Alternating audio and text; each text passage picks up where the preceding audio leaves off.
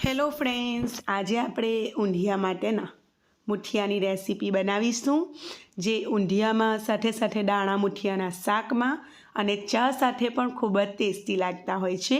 અને આમ જ તમે એને ખાશો તો પણ બહુ જ ટેસ્ટી લાગતા હોય છે. તો તમે જરૂરથી બનાવીને ટ્રાય કરજો. ચાલો આપણે રેસીપી બનાવવાનું શરૂ કરીએ. તો એના માટે અહીં મેં 2 કપ જેટલી મેથીને સરસ રીતે સમારીને, આખી મેથી સમારીને ધોઈને પછી મેં એને કટ કરેલી છે. અને એમાં મેં 1 નાની વાટકી જેટલા લીલા ધાણા ધોઈ અને સમારીને એડ કર્યા છે. હવે આપણે એમાં 1.5 ચમચી જેટલી આદું, લસણ અને લીલા મરચાંની પેસ્ટ એડ કરીશું. તમે જેટલું તીખું ખાતા હોય એ પ્રમાણે તમે લીલા મરચાંનું પ્રમાણ વધારે કે ઓછું કરી શકો છો. એમાં 1 ચમચી જેટલો મેં મીઠું એડ કર્યું છે, 1/4 ચમચી જેટલો હળદર પાવડર એડ કર્યો છે અને 1 નાની ચમચી જેટલો કશ્મીરી લાલ મરચું એડ કર્યું છે. સાથે સાથે ધાણા જીરું પાવડર 1 ચમચી ભરીને એડ કર્યું છે. તો ફ્રેન્ડ્સ, આમાં મેં કશ્મીરી લાલ મરચું ઉપયોગમાં લીધું છે કારણ કે લીલું મરચું મારું તીખું છે.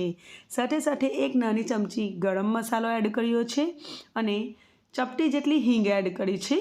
તો હિંગ એડ કરવાથી પાચનમાં બહુ જ સરળ પડે છે. અને 2 ચમચી જેટલા તલ એડ કર્યા છે. તલનો નટી ફ્લેવર એમાં બહુ જ સરસ લાગતો હોય છે. અને 1 ચમચી જેટલો મેં એમાં વરિયાળીનો પાવડર એડ કરેલો છે. એનાથી પણ મુઠિયાનો ટેસ્ટ બહુ જ સરસ લાગતો હોય છે. બધી વસ્તુને ખૂબ જ સરસ રીતે આપણે હાથેથી મિક્સ કરી લઈશું. તો હાથ ધોઈને હાથેથી જ મિક્સ કરી લેવાનું. હવે આપણે એમાં 2 નાની ચમચી જેટલી સુગર એડ કરીશું, ખાંડ એડ કરીશું. ખાંડની જગ્યા પર તમે 1 ચમચી જેટલો ગોળ પણ ઉપયોગમાં લઈ શકો છો. તો મુઠિયામાં થોડું ગળપણ હોય તો ખાવાની મજા આવતી હોય છે. હવે આપણે એમાં કેટલાક લોટ એડ કરીશું. તો આજે હું ચમચીના માપથી તમને લોટ બતાવી રહેલી છું. તો જુઓ, આ રીતની ઊંડી મેં 1 ચમચી લીધેલી છે, મોટી સાઇઝની. તો 2 ચમચી ભરીને મેં એમાં બેસન એટલે કે ચણાનો લોટ એડ કર્યો છે. 3 ચમચી ભરીને, ફૂલ ભરીને મેં એમાં બાજરીનો આટો એડ કર્યો છે. એ ઓથેન્ટિક તરીકો છે. જો બાજરીનો આટો તમારી પાસે ના હોય તો તમે જવારનો આટો પણ લઈ શકો છો. બીજી 2 ચમચી મેં ભરીને એમાં ઘઉંનો કડકડો લોટ એડ કર્યો છે.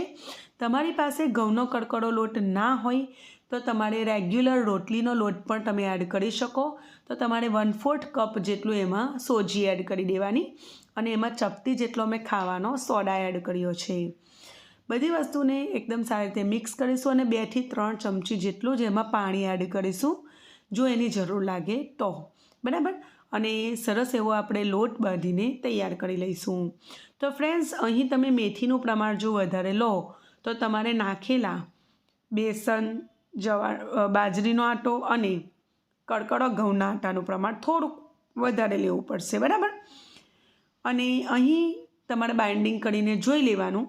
જો બાઇન્ડિંગ ન થતું હોય બરાબર તો તમે બીજી 1-8 ચમચી ઘઉંનો કડકડો લોટ અને બાજરીનો લોટ એડ કરી શકો છો.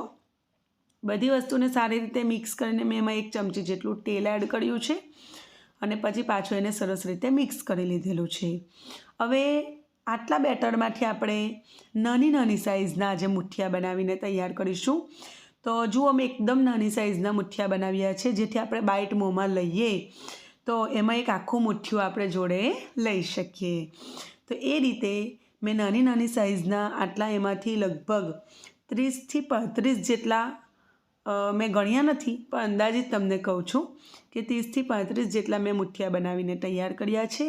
અને હવે આપણે એને તેલમાં ફ્રાય કરી લઈશું. તો બીજી બાજુ મેં તેલ પણ ગરમ કરવા માટે મૂકી દીધેલું છે અને મીડિયમ ફ્લેમ પર કરીને આ રીતે મુઠિયા આપણે એમાં તળી લઈશું. તો ગેસની ફ્લેમ બહુ સ્લો નહીં રાખવાની, કારણ કે મુઠિયા અંદર એકદમ તેલ પી જશે. અને જો તમે બહુ હાઈ રાખશો ને તો મુઠિયાનું બહારનું પડ ઝડપથી સોનેરી થઈ જશે, પણ અંદરથી કાચા રહી જશે, તો ખાવાની મજા નહીં આવે. એ માટે આપણે પહેલાં એકદમ સારી રીતે તેલને ગરમ કરી લેવાનું, પછી મીડિયમ ફ્લેમ કરી દેવાની અને એમાં આ રીતે મુઠિયા એડ કરવાના. એડ કરીને તરત જ નહીં હલાવવાના. 1-8 મિનિટ સુધી એની જાતે શેકાવા દેવાના.